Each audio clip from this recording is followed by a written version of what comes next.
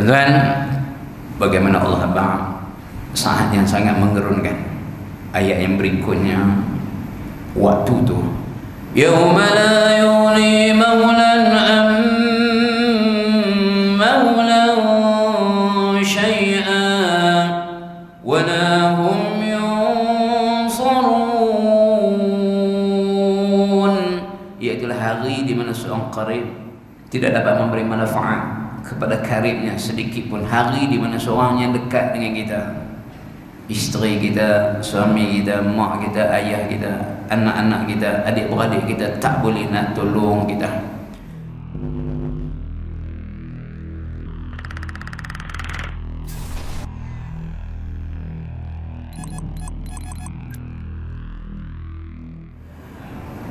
Assalamualaikum warahmatullahi wabarakatuh. Alhamdulillah nahmaduhu wa nasta'inuhu wa nastaghfiruh wa na'udzu billahi min shururi anfusina wa min sayyiati a'malina. Man yahdihillahu fala mudilla lahu wa man yudlil fala hadiya lahu. Asyhadu an la ilaha illallah wa asyhadu anna Muhammadan 'abduhu wa rasuluh. قال الله تعالى في الكتاب العزيز: أعوذ بالله من الشيطان الرجيم إن يوم الفصل ميقاتهم أجمعين يوم لا يغني مولا عن مولا شيئا ولا هم ينصرون إلا من رحم الله إنه هو العزيز الرحيم. Sadaqallahul azim. Yang dimuliakan Tuan Imam, Tuan Pengurusi, Jawatan Kuasa Masjid Muslimin Muslimat, ibu-ibu, ayah-ayah yang dirahmati Allah sekalian. Alhamdulillah, pertama dan selama-lamanya kita panjatkan kesyukuran kepada Allah kerana pada pagi ini sekali lagi Allah masih lagi menghidupkan, Allah masih lagi memberikan kepada kita peluang, ruang untuk bertaubat kepada Allah di waktu, di ketika ramai kawan-kawan kita yang dah tak ada lah. Dan nikmat yang sangat-sangat besar harganya, iaitulah kita boleh mai solat berjemaah di masjid ni. Di waktu masjid ditutup, hanya beberapa orang saja yang boleh mai. Waktu tu kita sangat-sangat terasa. Dengan azan tak boleh mai masjid. Ada orang dia bising masjid tutup kan? Tetapi bila masjid buka tak nampak muka juga kan? Ada juga jenis macam tu. Nikmat ni kita akan rasa apabila Allah cabut, Allah tarik daripada kita. Nikmat seorang ibu. Tanyalah kepada orang yang sudah kehilangan ibu, yang mak dia tak ada dah, betapa dia rindu kepada mak dia saat ni. Masa mak dia ada dulu, dia buat tak kisah, dia tak peduli, dia cakap lebih kurang, malahan kadang-kadang dia tengking mak dia. Tetapi hari ini mak dia dah tak ada dah. Bila orang sebut ibu, rindu dia kepada mak dia. Nikmat seorang ayah. Tanyalah orang yang dah tak ada ayah.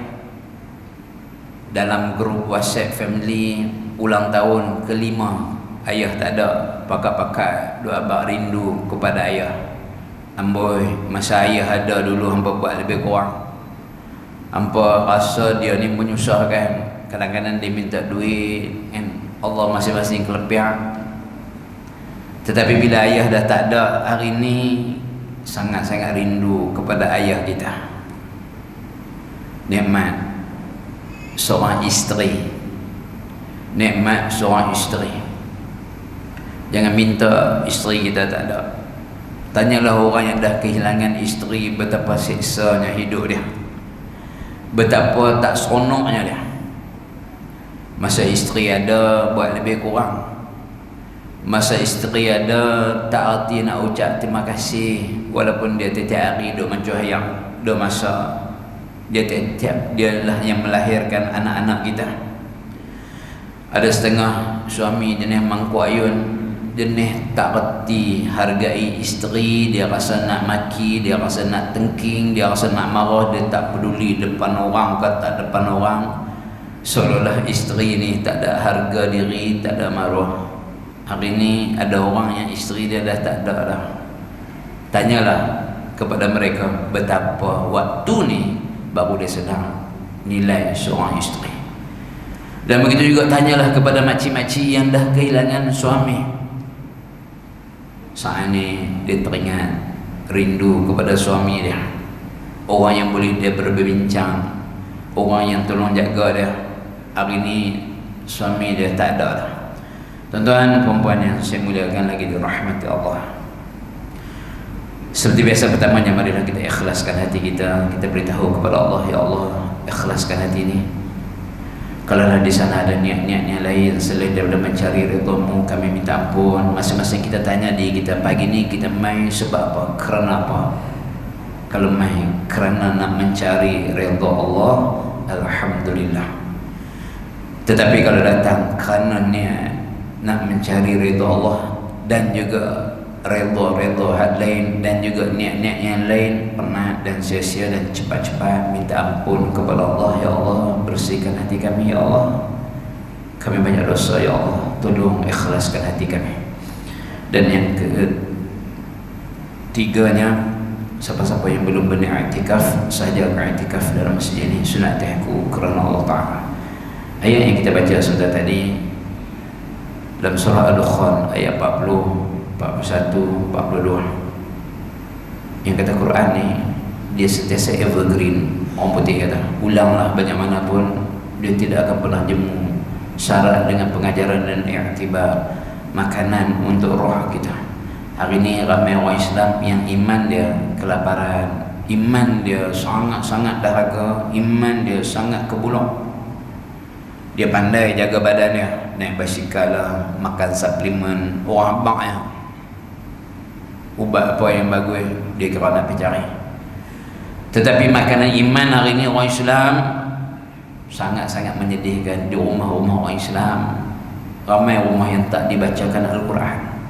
Di rumah riuh rendah dengan rancangan Astro, dengan Netflix, dengan YouTube. Kalau Ustaz, rumah saya baca Quran Ustaz, siapa baca jam dinding baca jam kan. Lain ni kan ada orang jual jam baca Quran. Jam baca Quran dia duk sembang juga, punya biadab wal Quran ajar, dia tidak ada adab dengan Al-Quran. Tuan-tuan, bagaimana dalam ayat ini Allah bagi kita, inna yawmal fasli miqatuhum ajma'in. Sesungguhnya hari keputusan, yakni hari kiamat, adalah waktu yang dijanjikan bagi mereka semuanya. Satu benda yang pasti tuan-tuan, kita akan menerima keputusan kita masing-masing, balasan di atas segala amal perbuatan yang kita buat di dunia. Kiamat suatu yang sangat pasti. Cuma mungkin kita tak dan kiamat besar. Tetapi kiamat kecil, yes, kullu nafsin dha'iqatul maut. Kematian boleh menjemput kita bila-bila masa saja. Semua kita dah dapat dah nombor giliran, cuma tak tahu siapa dulu. Minggu lepas kuliah saya di Pulau Pinang,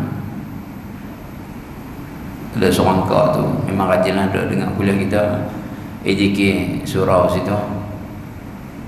Lepas kuliah pun duk sembang dengan jiran dia, dia ibu tunggal anak pun OKU pun dah meninggal dah. Saya esok pagi meninggal. Jadi tuan-tuan jaga main dengar kuliah saya ni. Tak tahu siapa pula. Tengok-tengok hab cakap banyak. Tuan-tuan, bagaimana Allah bang saat yang sangat menggerunkan. Ayat yang berikutnya, waktu tu, yauma la yughni maulan am maulan syai'an wa la hum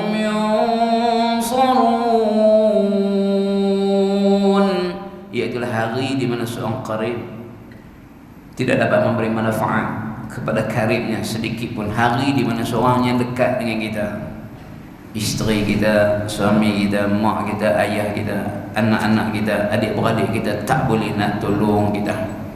Bertepatan juga ayat yang Allah sebut di dalam surah Abasa, ayat yang ke-33 yang kita juga selalu doa baca. Fa idza ja'atis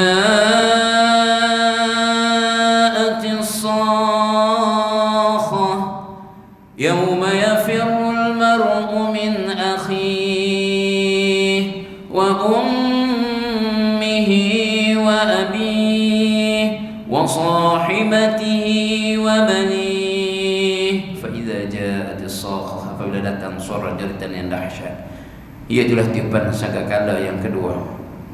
Hari itu kita dibangkitkan daripada kubur kita masing-masing, dua ketak, suspend, tak tahu nak buat macam mana. Yauma yafirul mar'u min akhi, hari itu Allah bang, hari di mana seseorang lari daripada saudara. Baik macam mana kita dengan kawan, tengok kau kita tengok abang kita lari, abang-abangnya pasal adik-adiknya pasal, tengok maklum kita, palang kita, tok kita lari, tak tahu. Yang lebih dahsyat Allah kata apa? Wa ummihi wa abi, nampak mak kita, nampak ayah kita. Tengok mak yang dah meninggal dah, tengok ayah yang lama dah kita tak jumpa, lari waktu tu, tak peduli ayah punya pasal lah. Yang lebih dahsyat Allah kata apa lagi? Wa sahibatihi wa bani, nampak isteri kita, isteri pun nampak kita berhabang ayah punya pasal ayah. Tak ada nak abang tengok lari, bini pun tengok kita, abang punya pasal. Masing-masing tak peduli kat siapa-siapa.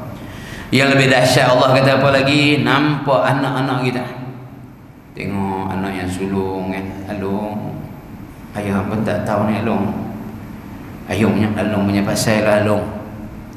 Nampak anak kita lagi angah, ayah tak boleh buat apa, mak tak boleh buat apa.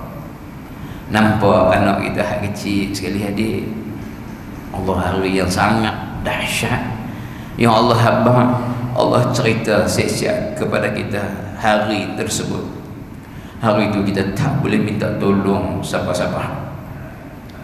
Tiba-tiba dalam surah Dukhan tu ayat yang berikutnya, dalam keadaan kita tak boleh minta tolong siapa-siapa, fardi seorang-seorang kita, tiba-tiba Allah kata apa?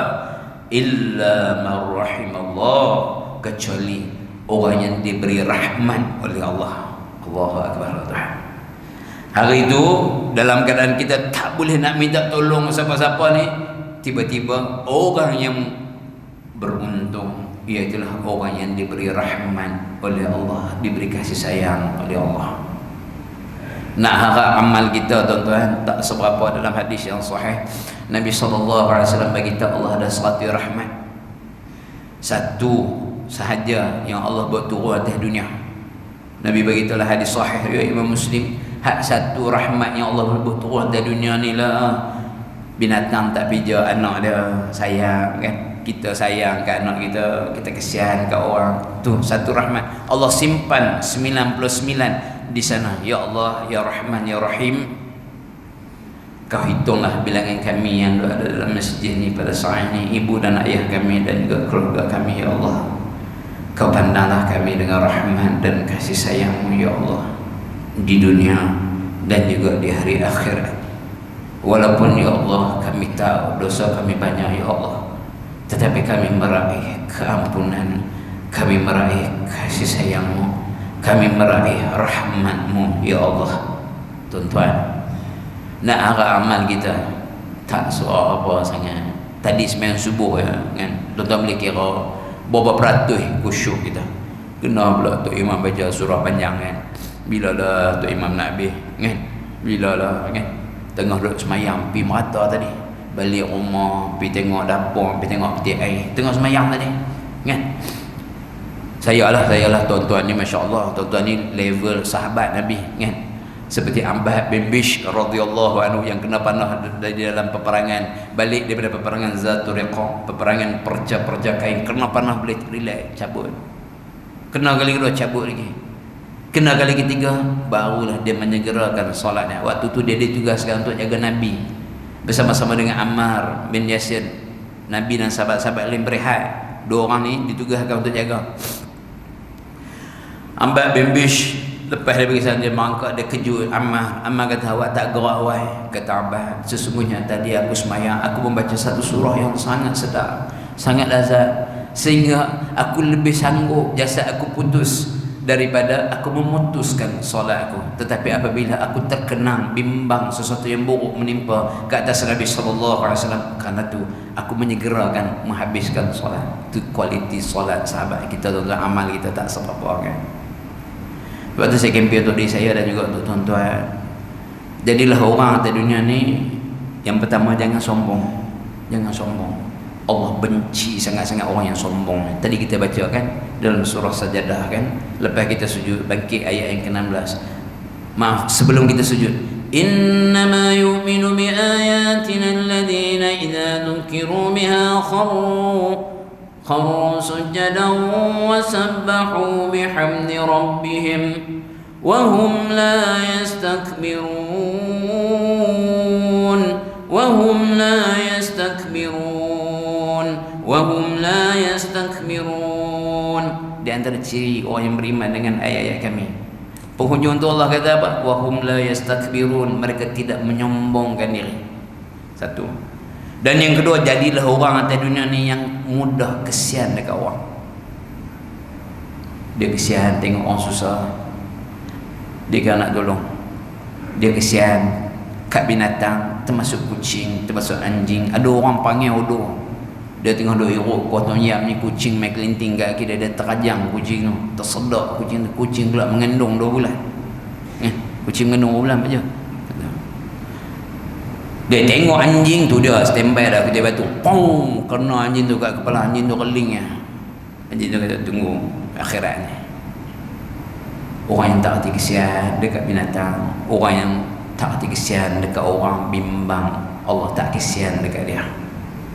Di hari, di waktu kita mengharapkan rahmat dan kasih sayang Allah, agak-agak belakang esoknya kita berdiri di padang mahsyar, tuan-tuan, tiba-tiba Allah pandang kita. Allah kata, suami hang dulu hang tengok seorang orang tua, hang ajak dia, hang bagi dia nasi lemak sebungkus, teo, hari ni aku ampun dengan Allah Akbar. Kata rahmat dan kasih sayang Allah, hati kesian kat orang. Minggu lepas, 2 minggu lepas, di Masjid Penaga, masa ada bagi sumbangan tu kepada orang miskin kan. Bagi sumbangan ni bukan duit saya, bukan duit saya kan. Tapi kawan 20 keluarga Asnaf dulu bagi beras. Lalu ni saya tukar, saya bagi duit. Sebab orang Melayu ni rupanya banyak yang tak ada duit, nak bayar bil api pun tak ada. Beras ni banyak orang dapat lah. Dan duduk tunggu tu adalah seorang 2 hari tak main, duduk tunggu. Tiba-tiba ada seorang makcik ni di Masjid Penaga. Masjid Penaga ni belah-belah Australia tu. Seorang makcik tu naik basikal pemuruk, kayu dengan beg plastik dia gantung kat angle, beg plastik buah kat belakang. Masuk kawasan masjid, dia parking basikal dia, kira parking kot lah kan? Dia park basikal dia, basikal pun buruk sangat. Lepas tu dia jalan pergi kan, rupanya dia menuju ke tabung masjid. Dia pun bawa keluar duit. Saya lupa hati pada jauh, dia bubuh. Lepas dia bubuh tu, Allah, saya majlis tu saya tinggal, saya lari pergi kat dia. Dia main dekat basikal. Saya pun kata, makcik cantik basikal. Ni cara kita nak communicate dengan orang kan. Allah, ustaz, oh dia kenal kita ustaz, padahal dia tak tahu kita naik motor pun tak boleh nak start kan. Allah, ustaz, basikal ni ya saya ada pun, had ni lah untuk saya bergerak. Suami makcik kerja apa? Suami saya tak ada dah. Saya ni ibu tunggal kan, anak cacat kan. Makcik kerja apa? Saya duk jual kuih. Sehari dapat berapa? Sehari RM35. Habis yang duk buh duit dalam tabung ni, makcik bukan ada duit sangat. Tak apa lah ustaz, lepas meniaga je, ada untung sikit saya lepas sikit dalam tabung. Saya dengar-dengar tuan-tuan, kalaulah orang kaya yang pemurah ni, hebat, Masya Allah, sangat hebat ya. Tetapi orang miskin yang pemurah ni, saya tak ada ucapan, tak ada ungkapan yang nak disebutkan. Rasa sebab lah hati ni. Dalam keadaan dia susah tu, dia boleh main kayu masuk kawasan masjid, buah dalam tabung. Bukan orang nampak pun, cuma hari itu kami ada. Saya berseluk-seluk dalam buket. Sekali lagi bukan duit saya. Pula ada 150. Makcik lah. Menangis makcik tu, menangis. Dia buh RM5, Allah balas berapa? 150. Subhanallah. Jadilah orang yang tahu kesian dekat orang. Esok ni harap-harap kita berdiri di padang mahsyar kan tuan-tuan. Tiba-tiba Allah tahu kesian dekat kita. Allah sayang dekat kita. Nabi duduk dengan sahabat, tiba-tiba ada seorang ibu duduk melilau cari anak dia hilang. Nabi tanya kat sahabat, apa pandangan hampa tentang ibu ni yang duk cari anak dia ni? Sahabat kata, ya Rasulullah, sayanglah, mesti ibu ni sayang kat anak kan, macam-macam kan. Oh, yang anak kita kan boleh tak sayang? Aku nak abang kat hamba, kata Nabi, sesungguhnya Allah menyayangi hamba dia lebih daripada ibu ni sayang dekat anak dia. Subhanallah. Kenapa kita tak meraih kasih sayang Allah? Kenapa kita tak mau meraih rahmat Allah? Cepat-cepat minta ampun kepada Allah. Walaupun dulu mungkin dosa kita banyak, kita pernah tinggalkan solat fardu dengan sengaja dan sebagainya. Cepat-cepat. Mudah-mudahan apa yang kita kongsi mukadimah pada pagi ini, kerana dekat syuruk lah 2 minit lagi kan. Tapi Pak Jo kita sampai 7.40. Kalau ikut saya pergi 10 boleh kan. Lepas tu tinggal saya seorang kan. Tuan-tuan, pagi ini kita sambung sikit lagi tentang sahabat Abu Talhah Al-Ansari radhiyallahu anhu kan. Nak habis dah, tak banyak lah. Abu Talhah Al-Ansari radhiyallahu anhu yang Nabi SAW sebut, la sautu Abi Talhah fil jaish khairun min alfi rajul. Sesungguhnya suara Abu Talhah di dalam pasukan lebih baik daripada 1000 orang tentera. Subhanallah. Ni kata Abu Talhah. Abu Talhah ni Pak Melaka Anas bin Malik kan. Betul tuan-tuan? Bukan Pak Melaka, Pak Tiri kan? Yang berkahwin dengan Mak Anas bin Malik, Ummu Sulaim. Ataupun di dalam bahasa hadis disebut nama penuhnya Rumaisah bintu Milhan. Hadis sahih riwayat Imam Muslim. Nabi SAW cerita bagaimana kata Nabi, dakhaltul jannah, aku masuk ke dalam syurga, fasami'tu khashfatan baina yaday, lalu aku dengar tapak kaki orang depan aku. Kita selalu dengar hadis Bilal, Nabi dengar tapak kaki Bilal. Jangan lupa ada seorang wanita nama makcik-makcik yang dia juga merupakan ahli syurga. Faqultu, lalu aku pun tanya dekat malaikat, ma hadhil khashfah, milik siapa ni? Siapa punya tapak kaki ni? Faqila, lalu malaikat jawab, Al-Rumaisah bintu Milhan, ia milik Rumaisah bintu Milhan. Boleh buat nama cucu perempuan kita kan, Rumaisah, ataupun boleh dibaca dengan dua wajah, Rumaisah Ghil ataupun Rumaisah bintu Milhan. Tuan-tuan, Abu Talhah Al-Ansari radhiyallahu anhu, perkahwinan yang mana Ummu Sulaim ni memberikan mahal yang paling mahal dalam dunia ni. Iaitulah waktu Abu Talhah meminang Ummu Sulaim. Ummu Sulaim waktu tu sudah menjadi seorang muslimah, sedangkan Abu Talhah belum masuk Islam. Ummu Sulaim mulanya tolak kerana Abu Talhah seorang musyrik yang duduk sembah berhala. Tapi last Abu Talhah nak juga kepada Ummu Sulaim. Ummu Sulaim kata macam inilah, kalau kamu nak pada aku, mahar aku senangnya, kamu masuk Islam. Abu Talhah tak tunggu lama tuan-tuan, dia terus beriman, masuk Islam. Dan inilah mahar yang paling mahal. Dan lepas dia masuk Islam, dia menjadi sahabat yang sangat hebat. Sebab tu tuan-tuan, kita tengok orang, kadang orang Cina, orang India yang masuk Islam melalui perkahwinan, jangan kita condemn. Jangan kita dah kata tu masuk Islam pasal nak kahwin. Ni Abu Talhah sama. Tetapi itu hanyalah asbab.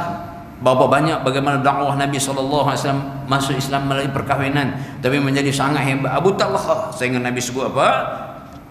Sesungguhnya suara Abu Talhah di dalam medan peperangan lebih baik daripada 1000 orang tentera.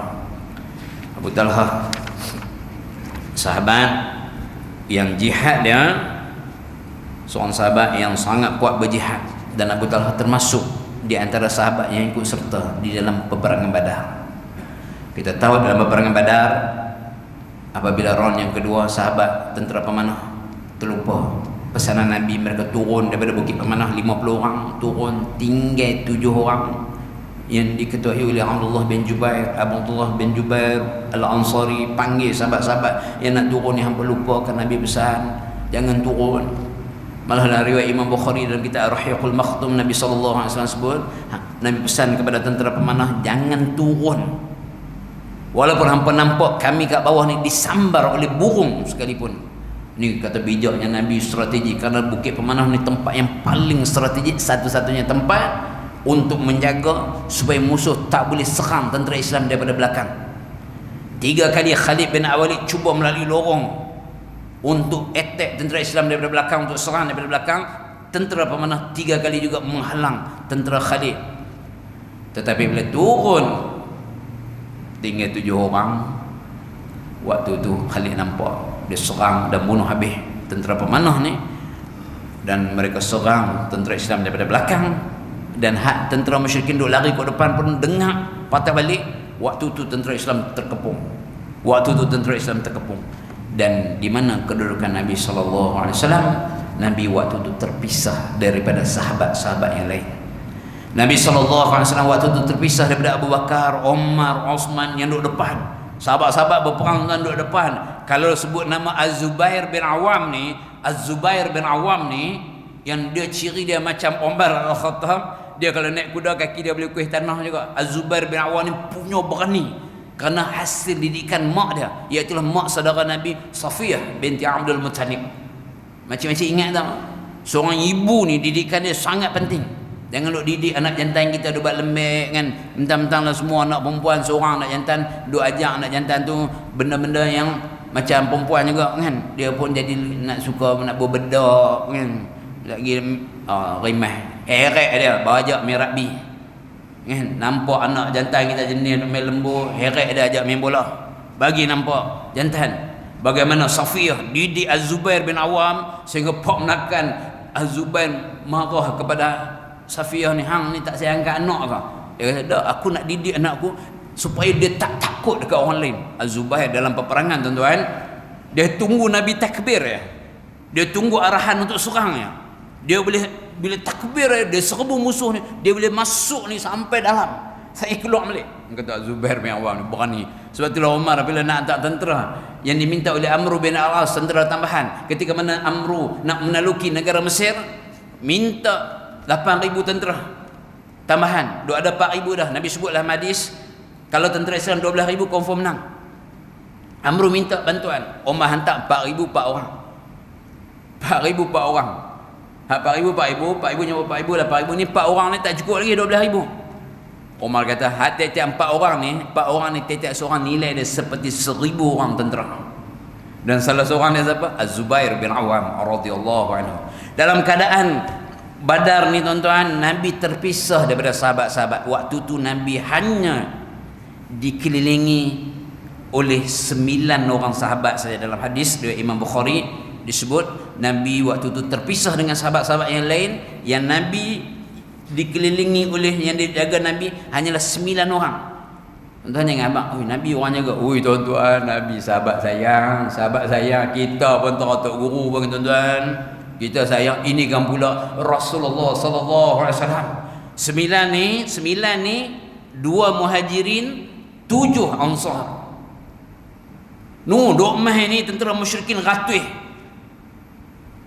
Bagaimana tuan-tuan kita lihat beraninya sahabat-sahabat ansar yang mereka ni berbai'ah di dalam bai'atul Aqabah yang kedua di Jamrah di Aqabah untuk jaga Nabi seperti mana mereka jaga diri mereka, anak-anak mereka, keluarga mereka.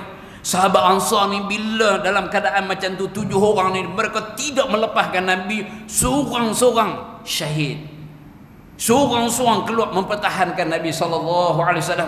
Sehingga sahabat Ansar yang ketujuh, Ibnu As-Sakan radhiyallahu anhu syahid. Nabi kata kepada 2 orang muhajirin ini, lihatlah Ansar, kita tidak mampu menandingi kebaikan mereka. Sekarang ni yang tinggal, detik ni berlaku sangat seketika tuan-tuan, tetapi sudah cukup untuk menyebabkan Nabi SAW luka parah dan memungkinkan Quraisy untuk membunuh Nabi SAW. Tiba-tiba waktu tu tuan-tuan tinggal di kiri kanan Nabi hanyalah dua orang sahabat, iaitulah dua orang sahabat Muhajirin, Sa'ad bin Abi Waqqas radhiyallahu anhu dan juga Talhah bin Ubaidillah. Sa'ad bin Abi Waqqas dengan panahan dia, Talhah bin Ubaidillah pedang musuh nak cari Nabi, dia tahan dengan tangan dia, putus jari-jari Talhah bin Ubaidillah, sehingga Nabi sebut apa? Siapa-siapa yang nak tengok orang syahid yang berjalan, lihatlah kepada Talhah bin Ubaidillah radhiyallahu anhu. Sebab itulah Sayyidina Abu Bakar bila menyebut saja tentang Uhud, pasti Sayyidina Abu Bakar akan sebut Uhud untuk Talhah bin Ubaidillah radhiyallahu anhu. Ni Abu Talhah bin Ubaidillah sahabat Muhajirin. Bagaimana akhirnya Talhah juga luka parah, kena tetak dan sebagainya, dia tak boleh nak buat apa, luka parah tertihap dia. Kata Sa'ad bin Abi Waqqas radhiyallahu anhu juga dalam hadis yang sahih, dalam keadaan macam tu Nabi sempat dipukul oleh Ibnu Qami'ah, ditetak bau Nabi SAW, tapi Nabi pakai baju besi. Sebulan Nabi menderita sakit. Abdullah bin Syahab dia ribah kena muka Nabi SAW, terkoyak dahi ni, darah meleleh di wajah kekasih kita Rasulullah SAW. Patah gigi Nabi, terkoyak bibir Nabi SAW. Tuan boleh bayang tak, saat tu peluang keemasan untuk Quraisy membunuh Nabi SAW. Kata Sa'ad bin Abi Waqqas, tiba-tiba aku perhatikan di kiri dan kanan Nabi SAW ada dua orang lelaki yang aku tak kenal, yang berjuang habis-habisan, yang cukup hebat, dan aku tak pernah pun jumpa mereka selepas daripada hari itu. Sebelum dan selepas hari itu tak pernah jumpa. Siapa dia dua lelaki yang tak dikenali ni, yang turun di dalam peperangan Uhud ni? Itulah malaikat Jibril dan Mikail yang Allah turunkan, yang Allah tidak membiarkan kekasihnya Rasulullah sallallahu alaihi wasallam dalam keadaan macam tu. Tuan-tuan, tak lama baru sahabat-sahabat utama yang lain sampai. Detik yang menyebabkan Nabi luka parah, Nabi cedera dan hampir-hampir dibunuh ni berlaku sangat-sangat sad. Tak lama lepas tu baru Abu Bakar As-Siddiq, Abu Bakar duduk depan, Abu Bakar duduk cari Nabi, barulah Abu Bakar sampai. Aisyah cerita bagaimana Sayyidina Abu Bakar cerita. Kata Abu Bakar, akulah orang pertama yang sampai kepada Nabi SAW. Bila aku sampai tu, tiba-tiba sepersis seperti angin, ada seorang lagi sahabat sampai duduk sebelah aku, juga duduk cari Nabi, bimbang kepada Nabi. Siapa dia? Abu Ubaidah Jarrah radhiyallahu anhu. Waktu kami sampai ni, kata Abu Bakar, Talhah dalam keadaan terhuyung hayang.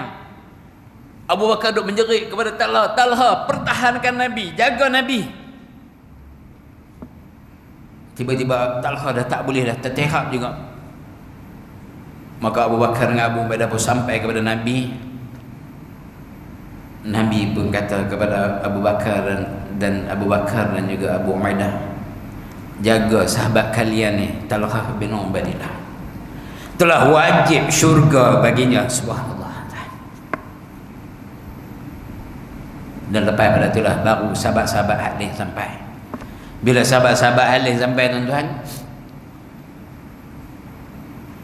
masing-masing kalau tengok dalam kitab sirah Abu Hasan Ali Adanwi sebut ada 14 orang sahabat yang sampai dan mereka melingkungi, menjadikan diri mereka sebagai benteng untuk jaga Nabi SAW. Dan di antaranya siapa?